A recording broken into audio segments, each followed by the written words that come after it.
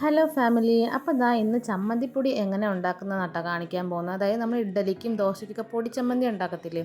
അപ്പോൾ ആദ്യം കുറച്ച് ഉഴുന്നും പരിപ്പും പയറും പിന്നെ എന്തുവാണ് വറ്റൽമുളകും കായം പൊടിയും കട്ടയും ചേർക്കാം കേട്ടോ. ഏതെങ്കിലും ഒരെണ്ണം ചേർത്ത് നന്നായിട്ട് വറുത്തെടുക്കുക കേട്ടോ. അപ്പോൾ ഞാൻ ഇത് വറുത്തതിന് ശേഷം കേട്ടോ ഞാൻ വീഡിയോ കാണിക്കുന്നത്. അപ്പോൾ നന്നായിട്ട് വറുത്ത് നന്നായിട്ട് മൊരിഞ്ഞ് വരണം കേട്ടോ. മൊരിഞ്ഞ് വന്നതിന് ശേഷം ഇത് എളുപ്പമാണ് കേട്ടോ ചെയ്യുന്നത്. നമുക്ക് എത്ര ആവശ്യത്തിനനുസരിച്ച് സാധനം എടുക്കുന്നതേ ഉള്ളൂ കേട്ടോ. അപ്പം നമ്മൾ നല്ല വറുത്ത് നല്ല തണുക്കാനായിട്ട് വയ്ക്കുക കേട്ടോ. തണുത്തതിന് ശേഷം നമ്മൾ മിക്സിയുടെ ജാറിലിട്ട് നന്നായിട്ട് പൊടിച്ചെടുക്കുക. ഇതിപ്പോൾ നമ്മളിപ്പോൾ ഇവിടെ കുറച്ച് എണ്ണസംഖ്യ ആൾക്കാർ കൂടുതൽ ഉള്ളതുകൊണ്ടാണ് കേട്ടോ നമ്മളിപ്പോൾ ഇത്രയും എടുത്തിരിക്കുന്നത്.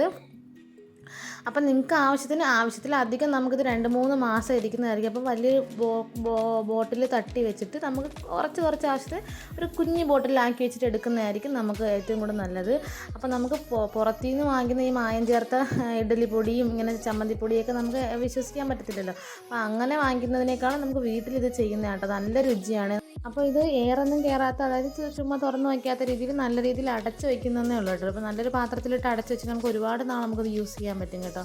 നമ്മുടെ ആവശ്യത്തിന് ഇഡ്ഡലിക്കോ ദോശയ്ക്കോ നമുക്ക് എടുത്ത് യൂസ് ചെയ്യാവുന്നതാണ്. അപ്പം നമ്മുടെ കുഞ്ഞു വീഡിയോ ഇഷ്ടപ്പെടുവാണെങ്കിൽ like, share, comment, subscribe. By.